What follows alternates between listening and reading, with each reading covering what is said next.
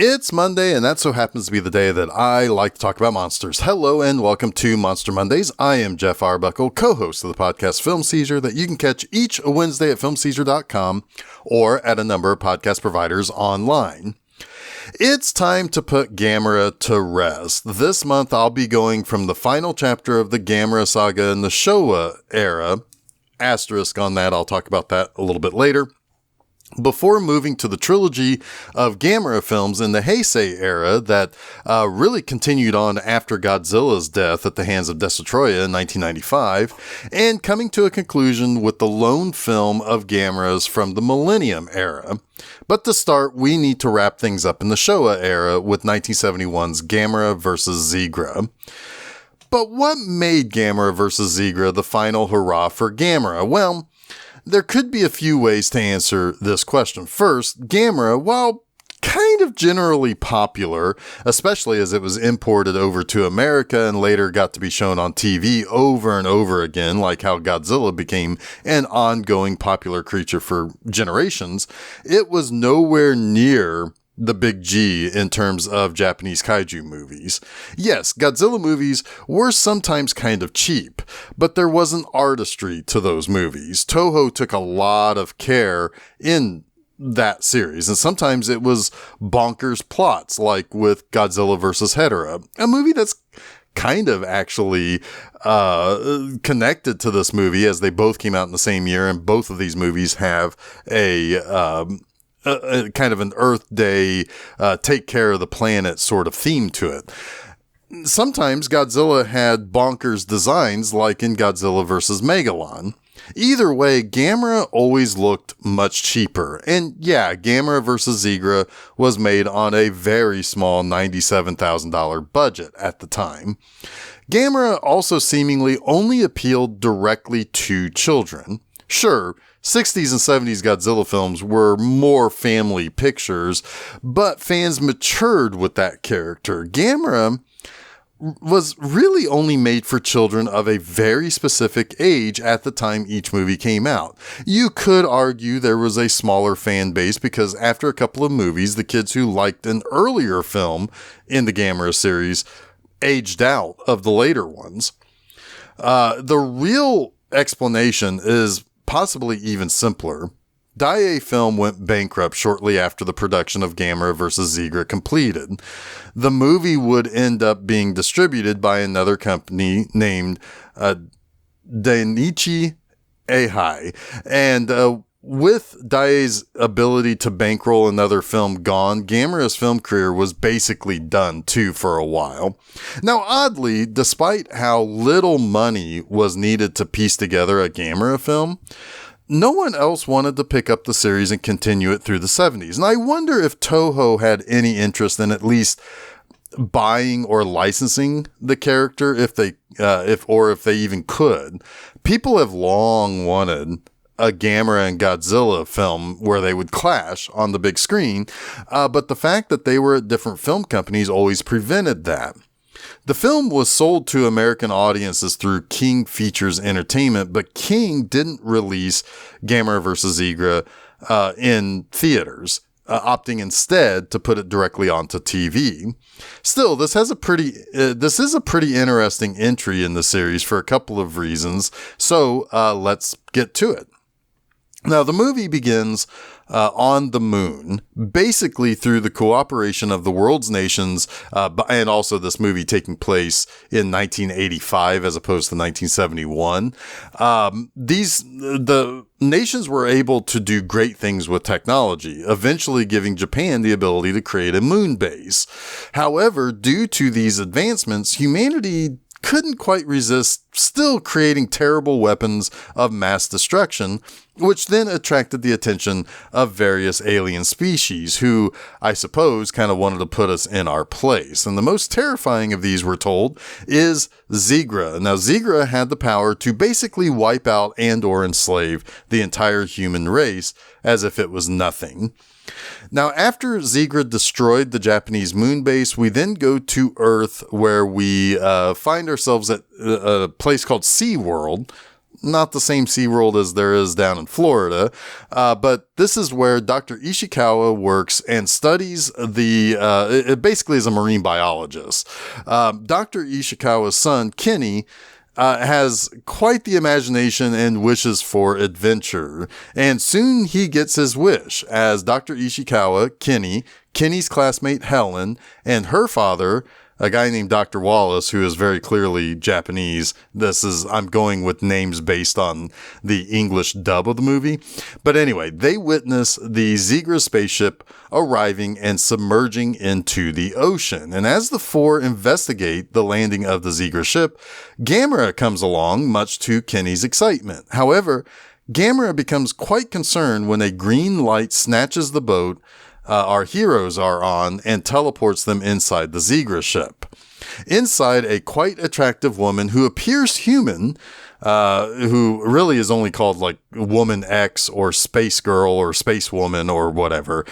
She never really gives herself a name, but she's in command of the ship, but obeying the orders of a giant shark-like monster covered in cobwebs that leers over the main control room of the ship. She explains to the people that have been kidnapped that she is part of the Zigran race and they are here to spread their scientific advancements with the Earth. Now, Doctors Ishikawa and Wallace say they will be more than happy to spread the word about the Zigra sciences if she can prove that they are as advanced as she says they are. And they probably don't want to get their wish, because to prove their advanced abilities, she sets off the world's worst earthquake in Tokyo that basically utterly destroys the city and kills everyone. They plead for her to stop, but she says it's too late and then shows them images of the destruction of Tokyo. She basically says that that the Zigran creatures, like the one that is leering over, that just simply goes by Zigra, which is also the name of their planet. These Gamera movies, dubs, and scripts are very strange. But anyway, she basically said that they lived in the oceans, but pollution made it unfit for their needs. And when they found Earth, a planet with 70% of the surface covered by water, they want to take over the planet before the humans can pollute the oceans past the point of any return. As Dr. Wallace defies the woman, she shows off a special power of hers. Her eyes twinkle red, and then she snaps her fingers, and that basically allows for her to hypnotize people. She does so to the two scientists, but the kids realize why they were able to be subdued, and they escape. They are able to get back into the boat and return to the surface of the ocean with their parents when, for some reason, Zigra and the woman are incapacitated. When she regains consciousness, Zigra commands her to follow the kids and kill them. They know too much about their plans. And this is another Gamera movie in which a quite pretty space girl is planning on killing children. These movies are for children. You gotta love it. Anyway, but yeah, they know too much about their plans, so she wants to go one step further and basically kill all humans. However, Zigra's not into that idea. He wants people because they are their food source. Zigra is not opposed to going out and blowing up a tanker ship that is on the ocean. He's not opposed to showing off deadly powers in order to get people to surrender and turn themselves over to be slaves. But when it turns its attention toward the little motorboat the kids are on, Gamera comes along and intervenes. And Gamera picks up the boat and drops the boat off on what Kenny thinks is a small island that is inhabited by this crazily dressed old man who Kenny thinks is a caveman. However, this old man knows all about Zigra because of the radio he carries with him.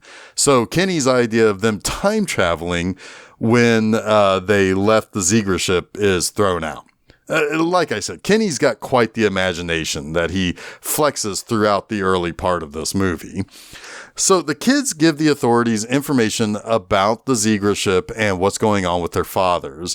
There is a serious concern over their brain activity of the two men being so decreased due to the space woman's hypnotism. Meanwhile, the United Nations have decided to directly attack Zigra, but Zigra has no problem lasering the jets sent to attack.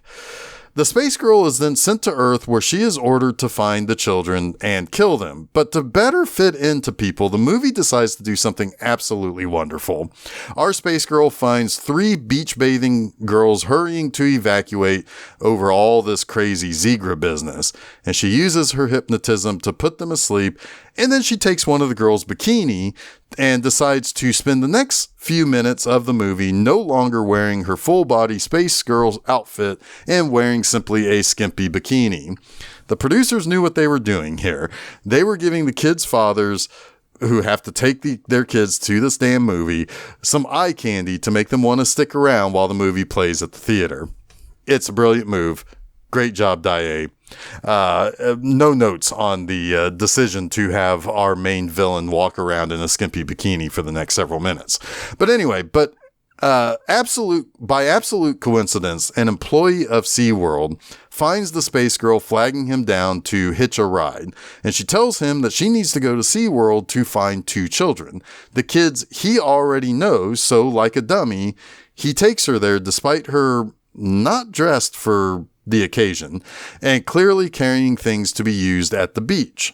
But now she finds a woman at SeaWorld who is wearing a bit more or a bit less conspicuous clothing, so she doesn't entirely stick out, and allows for her to sneak around the place to ultimately find the children. When she does find them, there's a good old-fashioned chase scene throughout SeaWorld that lasts a really long time. But when she chases them by some reporters, they recognize the woman in the English dub named Laura Lee. Laura Lee, as it turns out, we find out later, was at the Japanese moon base. She worked there when it was attacked by Zigra. She was ultimately kidnapped and brainwashed by Zigra to help the monster take over the Earth. Elsewhere, just to remember that this is indeed a Gamera movie, Gamera decides to go underwater and take the fight directly to Zigra. And Gamera is quite a bit larger than the Zigra spaceship, and when Gamera destroys the spaceship, it unleashes the Zigra shark monster, which is also still quite a bit smaller than Gamera, but the creature soon grows to a size comparable to Gamera himself, and the two soon go to the surface to battle it out. And Zigra has this beam that incapacitates Gamera. Now, let's not forget that, that's a thing in these movies. Anytime Gamera takes on another creature, the first fight ends with the enemy winning due to some sort of special ability that it has that Gamera doesn't know about or how to fight against it. So while Gamera is knocked out, Zigra tells the people of Earth that he can't return to his planet because that damn Gamera destroyed his ship. And because the pressure is so different on Earth, it has made him abnormally large and much more powerful. And now he's quite pissed. So he decides that if they're not going to surrender, he's going to wipe out all living things on the surface and take over the oceans and just live there himself. But soon, scientists figure out how to break the hypnotism that Zigra's agent puts over people.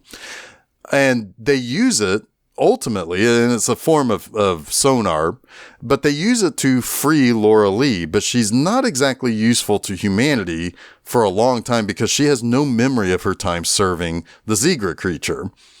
So Kenny says humanity needs to basically ask Gamera to help them, and they decide that using the same concept that broke the hypnotism, which is, like I said, sonar, they believe that they can get Gamera back into action because he was hit with something that was similar to what Laura Lee was hit with by Zigra when she was kidnapped.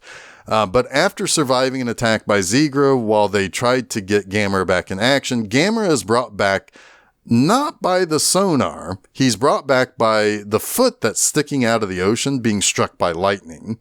So to re-engage Zigra, Gamera chucks a rock at him, but Zigra surprisingly does nothing. A little later, Zigra finally decides that this Gamera dude needs to be dealt with, so he starts swimming around our turtle buddy and uses his sharp fins to slice at Gamera. However, because this is following the Gamera series formula, our hero is much better prepared for what Zigra can do. Sure, he takes some slices and cuts from Zigra's fins, but Gamera uses that to eventually get the upper hand by grabbing onto Zigra and basically rocketing them out of the water and bringing them to the surface. It was determined that Zigra is weaker on the surface due to being light sensitive, because he's a deep sea monster. When Gamera gets Zigra to the surface, he's able to lay the smackdown on the creature, so much so, in fact, that he uses a club on Zigra's spiny dorsal fins to play Gamera's theme song as if Zigra is a xylophone before he blasts the creature to death with his flame-throwing breath, much to the little children's happiness and excitement as they cheer on and watch Zigra's execution by fire. At least he got to torch a bad guy to dust before he took a much-deserved break from making movies. God, you gotta love these kids' movies. But let's get to the 3 things I like about Gamera versus Zigra. And I'll start with something that is quite different about this movie, I think. This movie is very vibrant, and there's a vibrancy to the early stages of how this movie looks and feels.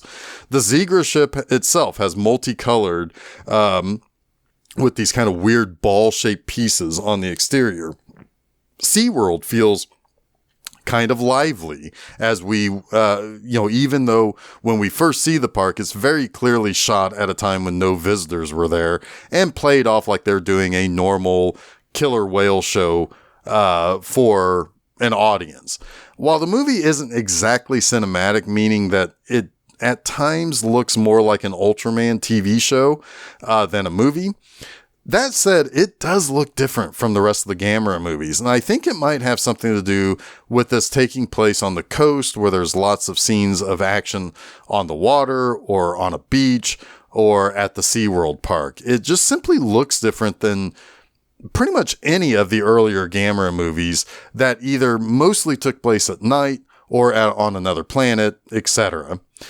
Next, while the Gamera series has never been on the same level as the Godzilla series, each individual Gamera movie always had something different and interesting about it than the one before it. The original had Gamera viewed by adults as an enemy, but a little boy knows that Gamera isn't as bad as he seemed.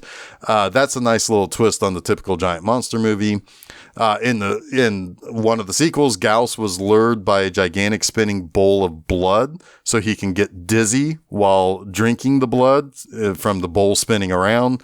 That was maybe one of the most original ways to lure a creature into a battle that Gamera could win.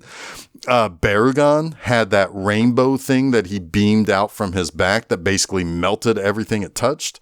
The Giron movie has Akio being a real turd and the space alien chicks who wanted to eat little kids' brains.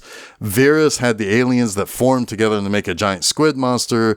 Jiger impregnated Gamera with a baby Jiger. In this movie, sure, the monster enemy is a shark creature, and it's kind of a different design, but he's got a really pretty agent working with him that definitely spices the movie up a little bit. Look, I'll be that guy. After 7 Gamera movies that are very kiddie in their construction and their nature, we needed something more than the usual formula. At least with the Godzilla movies, each movie hinged on how interesting the human plots were, so there were varying degrees of how each one handled that. The Gamera movies were much more formulaic and pretty static. Sure, each movie had something different about the monsters he fought, but this time we needed something a little bit more. For this one, at least we have Aiko Yanami as the space girl. Yes, it's still a very Saturday morning cartoon type of role, but like I said earlier, there appears to be at least an attempt to spice things up with a woman who is very attractive, kind of playing this deliciously evil role for most of the movie until she's brought back to her senses. And Yanami had a lot of titles in her filmography that were pretty fun, like The High School Deviants, Snapping Turtle Girl Gang Boss, Wicked Nun, and maybe my favorite, Female Prisoner Scorpion, Jailhouse 41. I have a feeling that she often played a girl with a little extra bite fairly often, and at least I like to think that she did. So yeah, why watch Gamera versus Zigra? The sexy evil space girl that decides to sneak around for a bit in a skimpy bikini because she figured that would be a little less conspicuous than her space babe outfit. Perfection. Love it. Again, no notes there.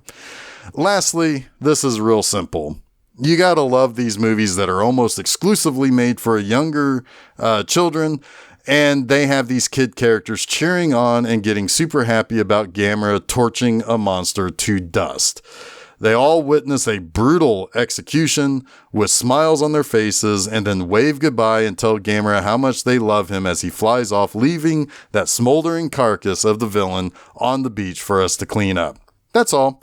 The kids in these movies are bloodthirsty, and Gamera is more than happy to give it to them, and by extension us, what they want. Now, before I wrap this episode up, I do want to say that technically there is one more Gamera movie that was released in the Showa era. This came in 1980 and was called Gamera Super Monster.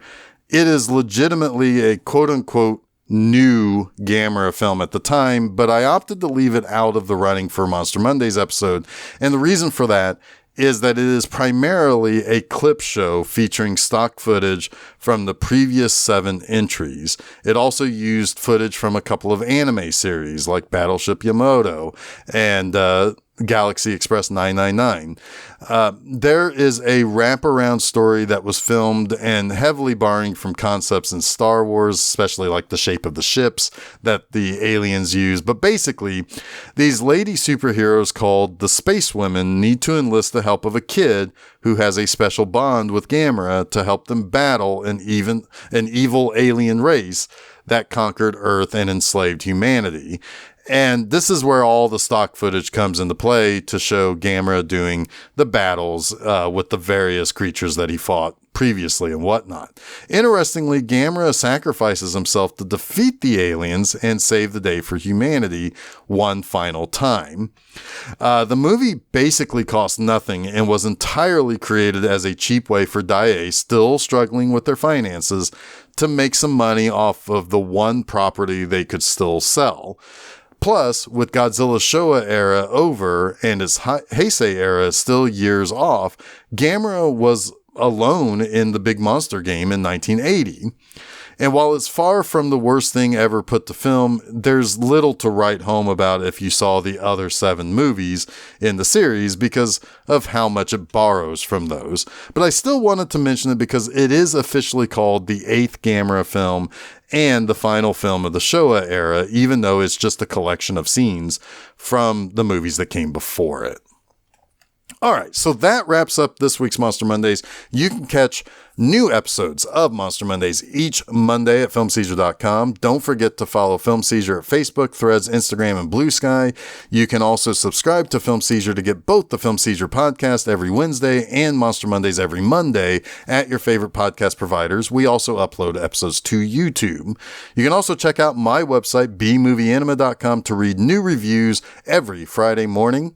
Next time, we enter the Heisei era with Gamera and his 1995 return to the screen in Gamera, Guardian of the Universe. Until next week, stay spooky.